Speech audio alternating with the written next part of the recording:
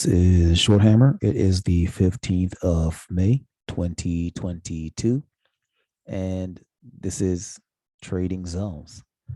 Last week was definitely insane, and I think we all just have to be careful of thinking um, that the bottom is in, and whatever that may mean to you. If that means that you believe that from where we are now, we're going back to all-time highs directly, or if that means something differently, I would say, and there's a statement, right? And the statement is the first cowboy over the hill gets all the arrows. And so just be careful. There, if this is the bottom, you will get an opportunity to get in once it's confirmed. And at that point, then you can go in a little bit heavier. But what you'll see, in my opinion, unless you're like a hedge fund or someone that it doesn't matter if you take a little heat. If you're not interested in taking heat, then you wait. Go ahead and wait for the big money and heavy spenders to be in. It's okay to be late to the party when it comes to the market. You don't got to be first. Wait for the confirmation. My opinion is nothing has changed globally. I think things are actually becoming more volatile as far as with wheat and global food supply chains. So just be careful. Yes, people are tired of the market going down. They're ready for it to go up, but just be careful. Don't chase hope. That's that's my my opinion. But so let's get into it.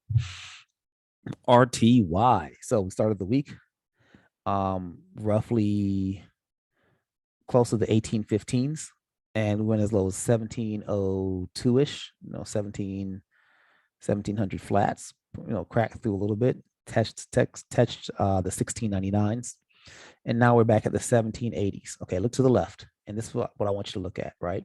So since we bounced off the 1758s. You guys have all these lines that have been there for some time.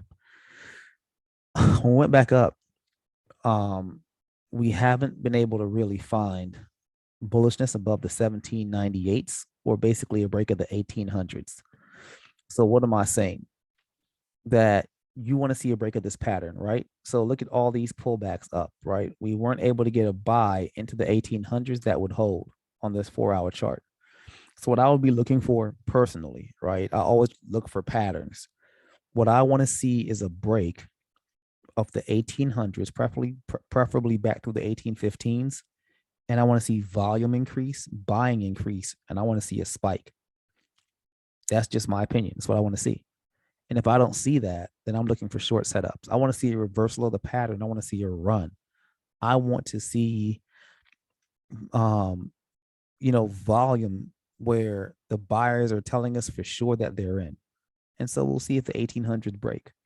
If they do not, watch for pullbacks in the 1758-ish area, the 1750s, because we've seen, except for this selling that we saw here on the 11th of May, that the other times that we've dipped into the 1750s, that we've bounced in the 1746s, right? Roughly 1740s, we've bounced.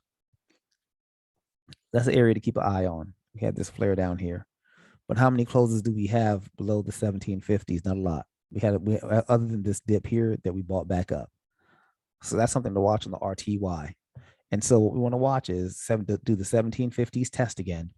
And if so, do the 1746s hold, right, on the 4-hour chart? If we dip below, we want to keep an eye open for the 1721s, then the 1702s. And if we crack into the 1690s and that doesn't hold, then it'll be the next level. So let us look at the 1662s, 1630s, and 1612s. If we do hold and we head back up and we hold the 1800s and we see some buying, we go through the 1815s, 1829s, 1860s, then we are right up here around the 1880s. That'll be interesting. So keep an eye on that. if we look back, right, because this is always the interesting thing to do. What did we do the last time we were down in this area? So let's scroll back and take a peek. The last time we were in this area, look at it, right? This is always a good thing to do. So right around these 1702s, we saw this big buy candle, right? Then it rejected. So look at this on 9th of November, 2020. So on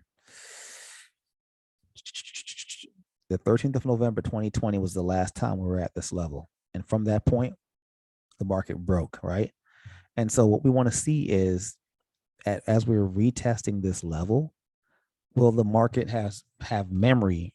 Remember, Olaf, water has memory, right? Charts have memory.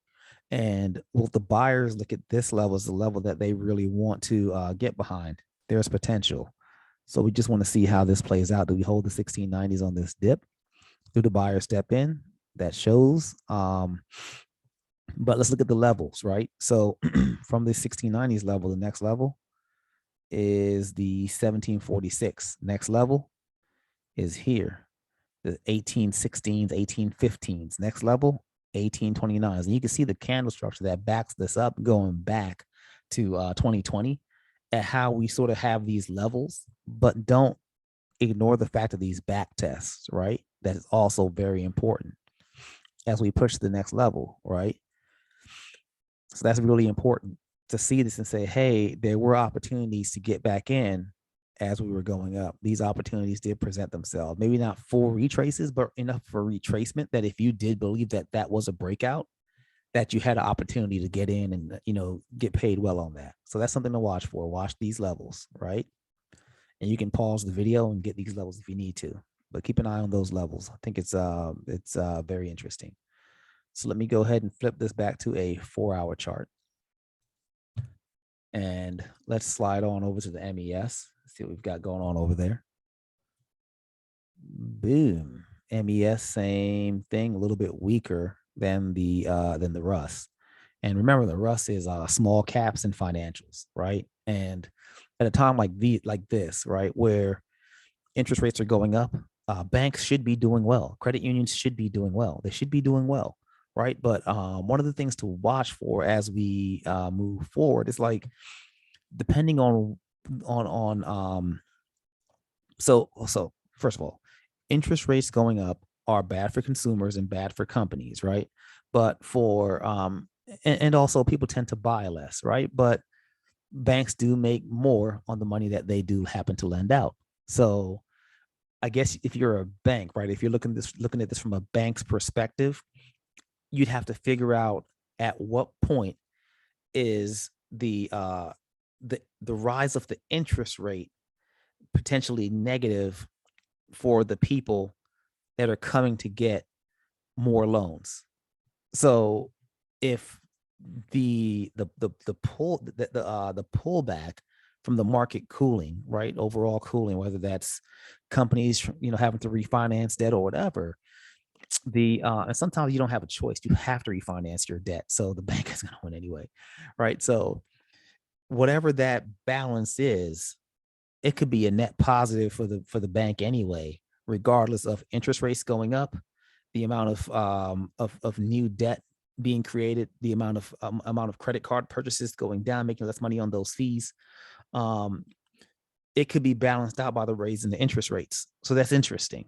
So that's something to definitely watch, where we're trying to figure out sort of where this ball is going. Inflation is going crazy. Where's this ball going? Interest rates are, banks know what they're doing. They'll be all right. So looking at the MES, if we are on the 4-hour and we go back, right, almost a similar setup. We got the initial dip from roughly here, from the 4074s, dip below. We hit right about the 3967s. Buyers tried roughly in that area. 3960s, buyers tried again. Saw that buy back up.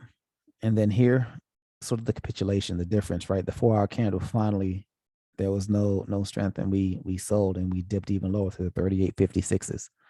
And from that level, we bounced, and now we're back testing the 40.14s, 40.15-ish area. And so what we would like to see, right? And this is a little bit weaker than the Russ. What we'd like to see is buying up here around the 40.48.50 area, a break of that and a regain of the 40.70s, right? And so if we're looking at this from a larger perspective, right, which means we're going to flip this around to a daily chart, and we want to look at what have we done down in that area. Let's see if it's the same time, you know, the Novembers of the 2020s. Let's see what we get here. So the last time the MES was here was in March of 21. So that's interesting, a little bit different, right? And you know what's funny? It's probably different if we remember the last big run. And I know everyone thought it was tech. It was really finances. I mean, financials are what were running us up, not finances. Financials is what was running us up. That's what was causing that boom in the market, if I remember correctly, right? So that would explain why back at that time, the Russ may have been a little bit more bullish than the MES. So that's interesting. Let's keep it moving. So the last time we were here was in 2021. And what we see is, you know, we spent some time bouncing around between the 39.60s and the, what is this down in here? The 38.80s, right? And we finally broke out of that area. You saw us going sideways here along the 39.60s for quite some time. So what's really good here is that on this dip, the buyers didn't spend much time and they got us right back above that bad fellow quickly.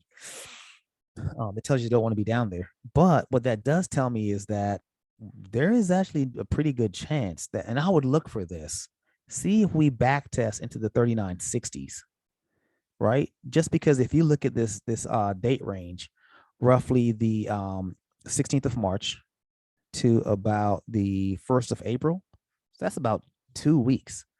For 2 weeks, the 39.60s seem to be a bit of a ceiling, right? So us going back to test that area wouldn't be strange. So keep an eye on that. That's interesting, right? But once we took off, and you can see it here, we didn't go back till now. So the strength of the market from then, we took off. So I'll pull back here, but then we sort of those buyers just stepped in, got that squeeze. But that's something to watch for. Keep your eye on that. And so the next level, if we keep going from here, is around the 40.70s, 40.74. Then above that, the level that looks a little bit stronger is the 41.10s, where you can see where, you know, we spent a little bit more time, but just not as much time. But definitely watch these 39.60 to see if we get a dip back to that area. And that'd be a good area, I would think, to dip for the buyers to really step in and see if that would hold. That's interesting. But watch all these levels, you know, if we do happen to pull back. First of all, being the 4,000, no, I mean 39.98, 39.77, 39.67, 39.58, 39.36, 39.21, 38.88. Those are interesting levels to watch. 38.56, all interesting. It's funny how we tagged this 38.56 line on the nose and took back off. That's interesting, right? So keep an eye on all these different levels, and be careful when you're trading. Don't be afraid to size down. Cash is a position. Keep repeating that. Okie dokie artichoke. Now, let's flip this back to the 4-hour chart. We'll come back later to the daily. Now, I do spend a significant amount of time on the Qs. It's my favorite futures tool to use. I love it. So if you're watching, right, and you see what the Qs are doing, I would recommend keeping an eye on these 12.500s to 12.540s, right, to see if we can break through there. I think that's interesting. So anything in the 12,500s, I think will be interesting. Watch for the break of the 12,540s, 12,550s. That's something to watch. So this little pullback up here, what do I think? Am I thinking the market's recovered? It's time to go? Excuse me. No, I'm not. So just be careful. Like let the market, let the chart tell you when it's time to go. Let the volume tell you when it's time to go. Let the orders tell you when it's time to go. Don't jump the gun. Don't try to be the first in to tell people that you were right, that you knew where it was going. Nobody knows where the heck the market's going, right? All we can do is form theories and hypotheses based on the data that we're observing in the market and based on, I guess I would say, our personality, right? Because based on your personality, we could all look at the same data and draw different conclusions. So the conclusions that I'm drawing from this setup is that right now, where we are, we need buyers, and it'd be preferable if they did this in the overnight market, overnight session, to gap us up above the 12,500s. That'd be beautiful. That'd be great, right? But what we have to watch for is, what if that doesn't happen? What if we go lower? And so that's something that we have to keep an eye on, right? So for me, what I want to do right now is I want to take a peek on the daily chart. When was the last time we were at this level on the M&Q? And it looks like that was in March of 21, similar to what we had on the MES, right? And buyers seemed that to want to hold the 12,314-ish, 12,309-ish area. Okay, that's cool. So why is that area important? So if we go back even further, we see roughly about that area on the 2nd of September, 2020. We had a push on the market to that area, then a retrace, and we sold. Dipped, buyers stepped in, pushed us back up, and we retested that area on the 9th of November, 2020. Dipped again a little bit. Buyers pushed us back up, and we broke that area 1st of December. Then we pulled back into that area first on the 11th of December, 9th to the 11th of December, roughly in that area. And we took off. And then we came back down again and tested it again in March and then back up. So this is all interesting. And so here we do see that, multiple visits of this 12,309 area. That's an interesting area to watch.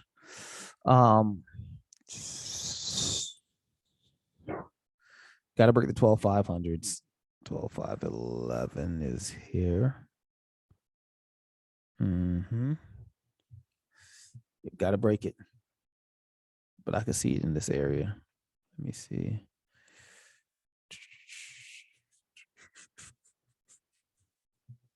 Okay. Flip this back to 4 hour. Boom.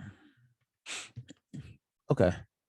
So just be careful. Don't be in too heavy. You want to see a break of the 12,500 volume, and you want to see separation up in that area, and you want to see the market run. If we do dip back down, you do want to keep an eye around the 12,064. That's the area to watch out for to see if the buyers step in. And below that, you would want to potentially watch the 11,884. And below that, then you definitely want to watch the 11,690s.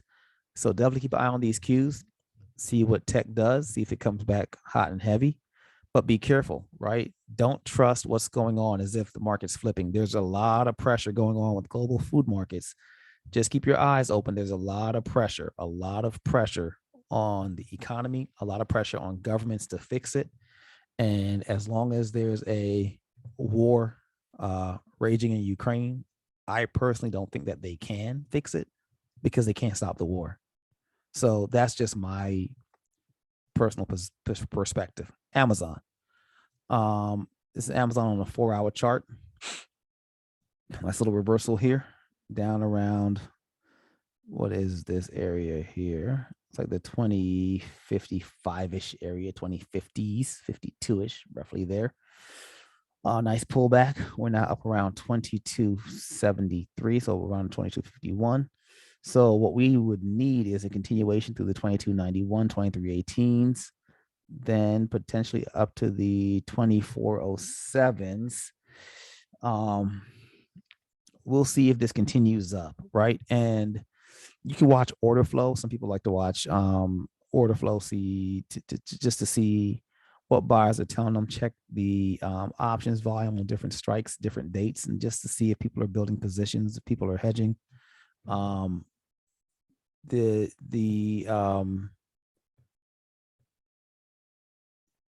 main thing,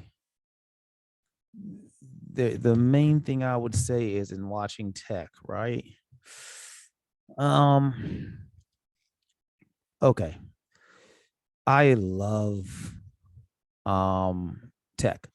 But one of the things you have to watch for in tech is that most of tech is set up in like it's about growth, and they do tend to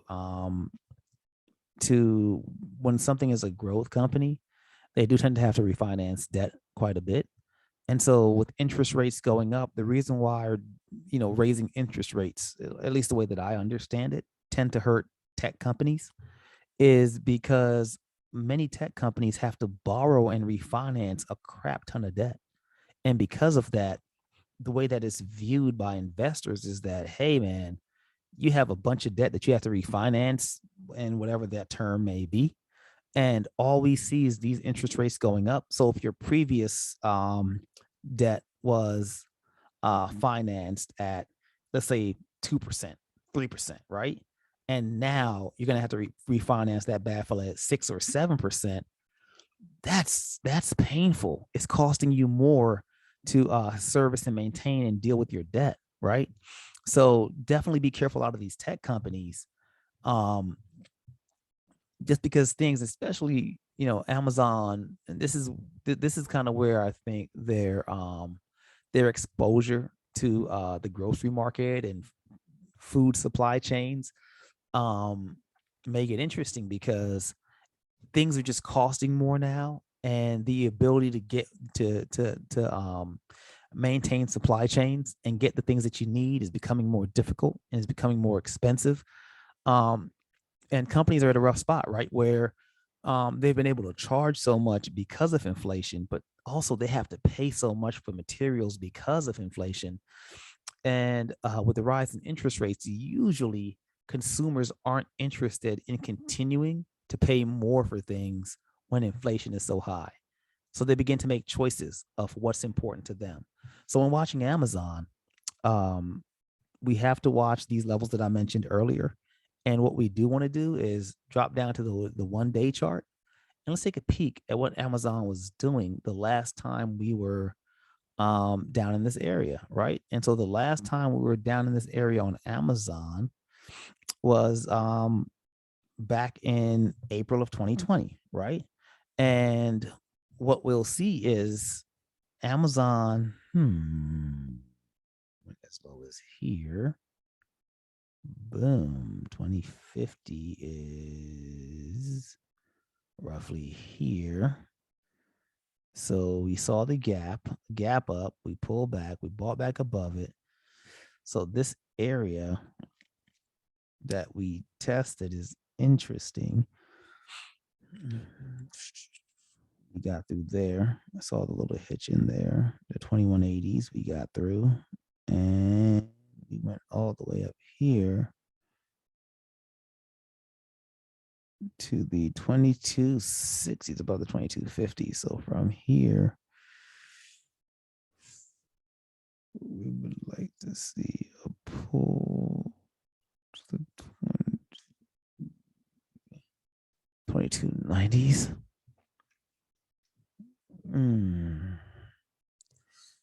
Okay, so this is going to be a challenge. Okay, we'll see. So we'll see. But these are some of the levels that you want to watch. The last time we were down here, the market was trying to get away from this area. So we have to see if we continue to buy up, but just be careful in tech. I'm not a super, when it comes to the markets, hopeful, optimistic guy. I just see what the charts tell me, and I just do that, whatever that may be. But keep your eye on Amazon. Okay. Jumping over to Microsoft. Nice pullback here on Microsoft.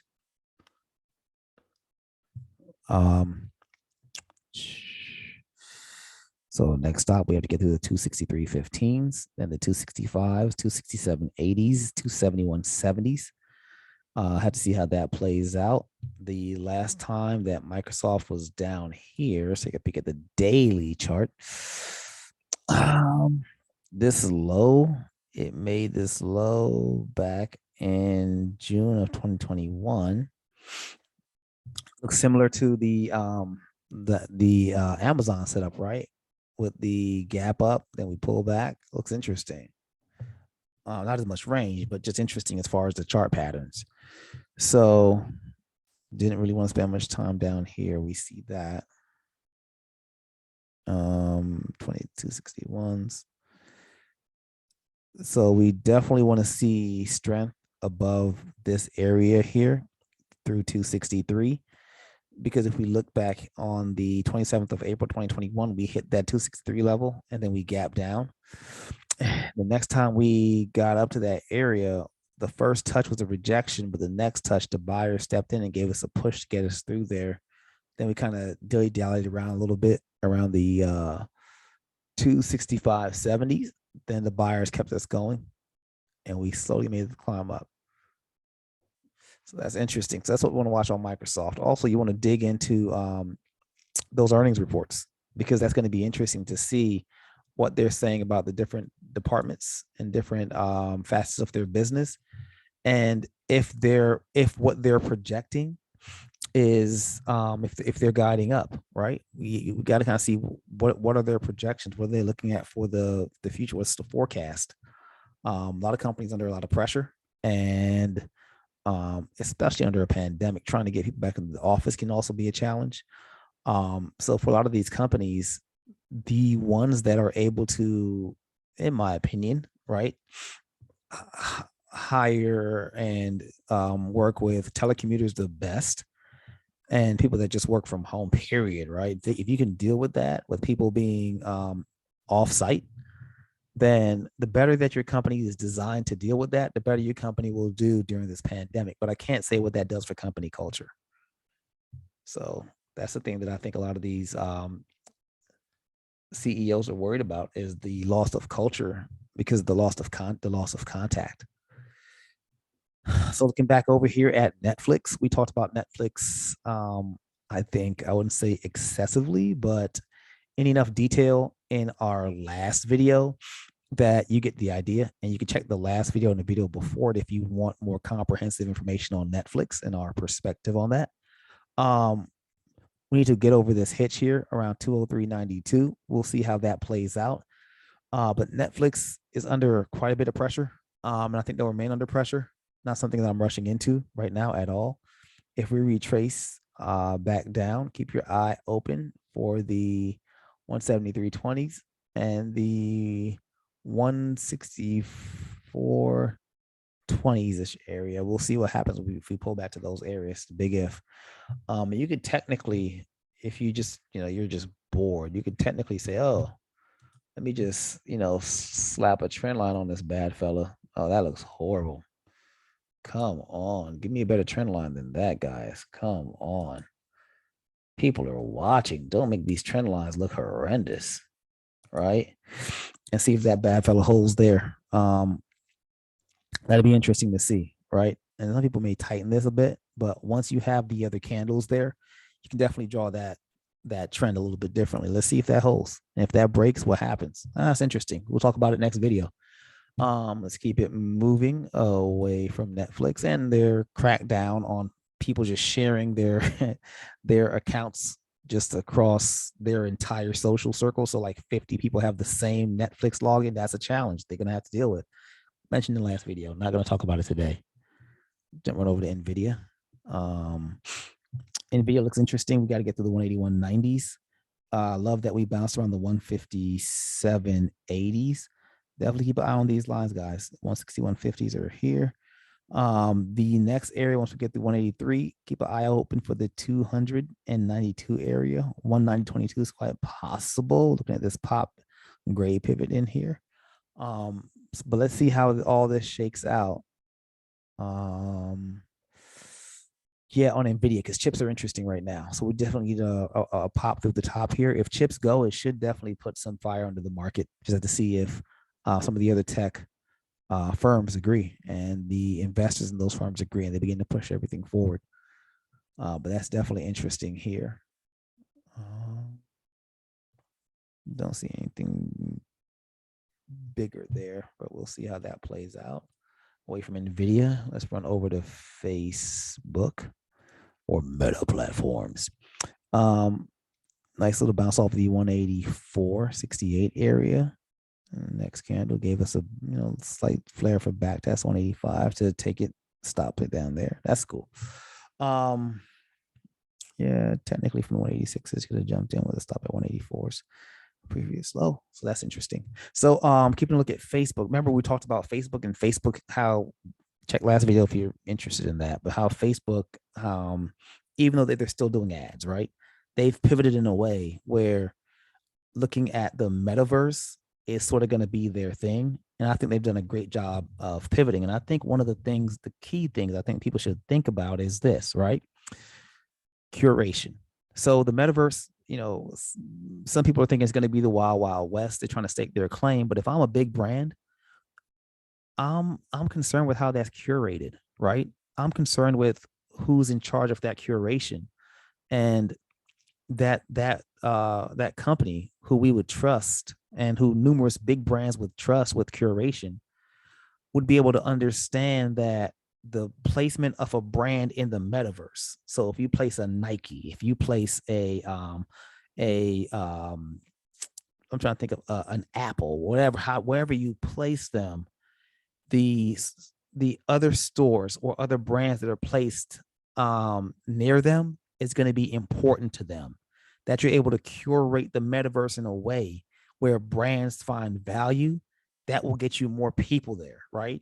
So not just the gamers, not just the better whoever, and then maybe it's going to be Facebook, whoever is going to be deemed as one of the leading companies to work with in metaverse curation and bringing your brand to the metaverse and how that works. Web3, huge, very interesting. Facebook is looking at this the right way, I think, trying to be, very strong and building their brand for that next phase of the internet. So I think it's interesting. Next level. So if the 198 holds, which we don't know if it will, and here we have the pop blue, the pivot here. We'll see if we can get through that 202.11 area. Lisa will have to spend some time explaining that to you guys. It's not my area of expertise, though I love to use them. So if we can hold this 198-ish area, get through the 202s, then we want to take a look at the 208.60s and the 210s is the next area that we will be visiting. So that's interesting, right? We did manage to get through the 191s. We did manage to get through the 198s. Now we want to see volume increase. We want to see a squeeze. So let's see how that plays out headed into next week. The sad thing is that this could all sell off all the way back through the 170s. So be careful and don't chase with size. If you're trying to chase any of these setups and you're thinking that the market's now bullish, don't go all in. It's okay to miss some of the gains on the front end, and just be cautious with your entries and be careful with your stops, right? And make sure you're trailing things and you're scaling out, right? So that's something to watch for as we head into this upcoming week.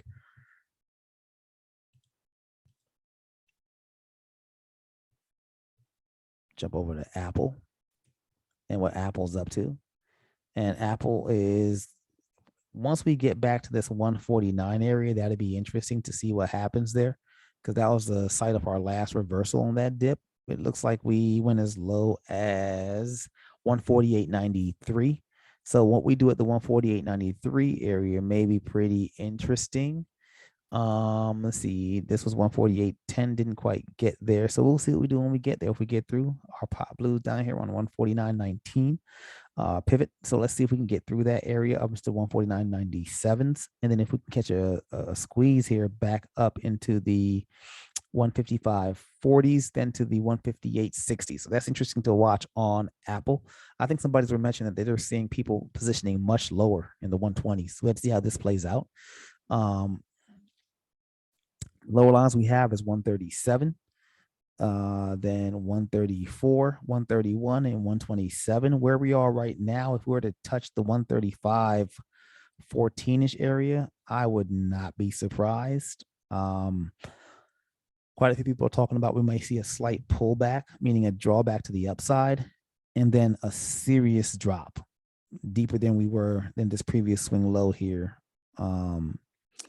that we saw on the 12th of May. So we'll see how that plays out, right? But be careful, keep your eyes open on Apple. I'm pretty sure that they are selling, because at least in the US, right? There are quite a few places as far as malls and Genius bars that are open. So they're probably selling more accessories that way. So they may see a slight bump over whatever they're guiding for their next quarter, just based on the time that we were able to be open, and it will probably be open through the summer. I'm not sure what states are going to be doing with lockdowns. They're talking about the rise in COVID cases right now, but I'm not sure if they're going to be locking things down the way they were locked down before. Once people got back out, they have no interest of going back into lockdown mode, right? And so that's going to be a battle between the companies that can find ways to safely remain open, and also for governments, right? They want that tax revenue. They want to be reelected. So that's going to be an interesting song and dance. See how they play that out. That's really interesting, man. Wouldn't want that job. But let's see how this plays out heading into next week. See if we can gain some of these levels. You see where these lines are that we have. Mention some of these pivot levels. So keep an eye open on that to see where we may go. Next up, let's take a peek at Tesla. Oh, I love Tesla. It was great for us last week. So last swing low was around 692. That was on the 24th of February, 22, right? And we're back down there again on the 12th of May, right? So that dip, we bought back up. So, right, let's just say we're just like, this is the last time we were here. What happened? Last time we were here, we bought back up. We saw a little bit of turbulence when we got up around the 819s, right? Saw a little bit of turbulence there. Then the next area that we saw some turbulence was between the 857s into the 880s. So will that happen again? We'll have to see if that's another area that's a problem for us. And also we could watch here in the 819s. Look at this.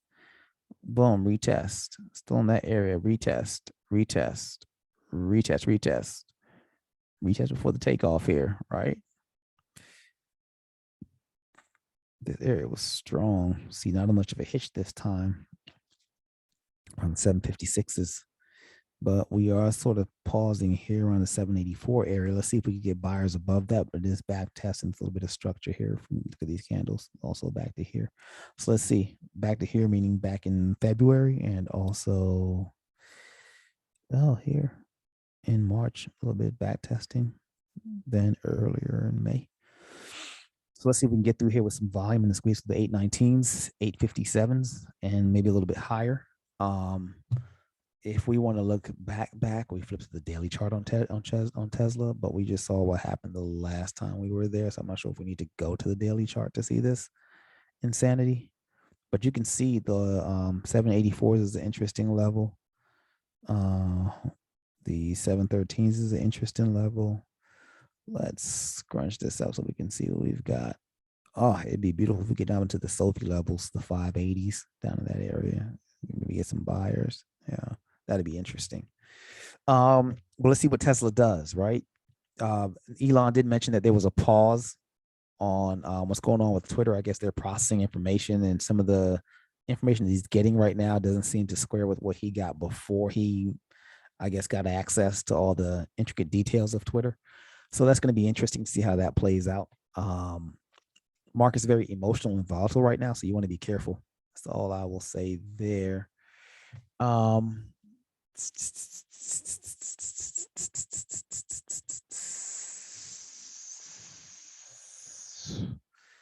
Just taking a peek at CI. Nice pullback. 250s. Push back to 266, maybe higher. That's interesting. Saw this rejection here. Here didn't quite get there. Okay, I'll leave this alone for now. Let's go take a peek at the SPY. Yeah, sometimes you gotta leave things alone, right? SPY is the same setup. If you take a look at it, okay, we're above the 398. We need to hold the 399.80s, get through the 403s. Through the 403s, opens up the 407s, the 409s, the 412s, the 413s. If I'm looking, this is me looking at it on the daily chart. So the last time the SPY was here was